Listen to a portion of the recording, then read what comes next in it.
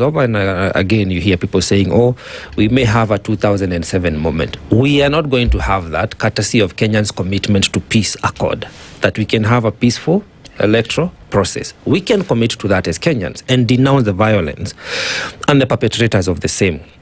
But as we work towards that, because I'm looking forward to a day where we, Kenyans, the voters, let alone aspirants and candidates, we, the voters, will denounce and say, no, we are not coming to your rally if we don't agree with you. We are not going to come to your rally even if you pay us. I'm living for that day, and hopefully it happens within this year.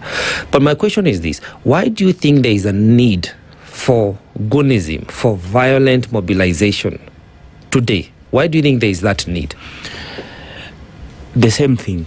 Politicians are now retreating to that as a way of trying to mobilize their political support and protect themselves.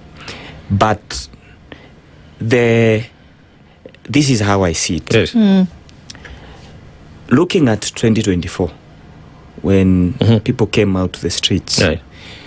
there was a discussion on the force that the police can use to stop any mayhem. And you see, in the midst of such circumstances, we call it the circumstances of war, when you have a certain group, a vigilante group, coming out to cause mayhem. For instance, the burning of Parliament.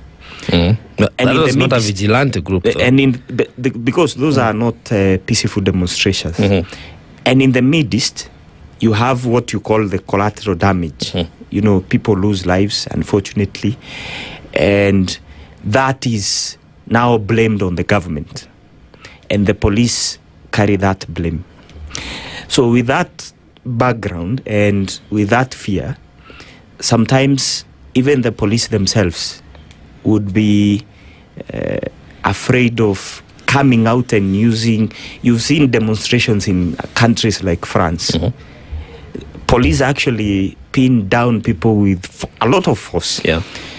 Here in Kenya, you have seen situations where even people who are demonstrating, given a space to do whatever they want to do, coming out and provoking the police officers. Police officers have to restrain themselves and act within the law.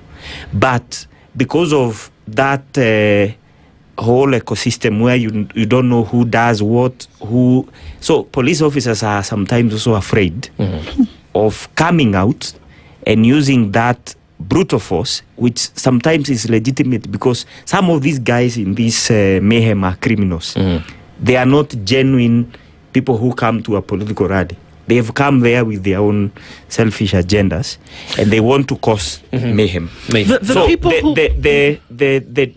what borders the police protecting everybody else and the police dealing with these criminals is where now that line has been blurred.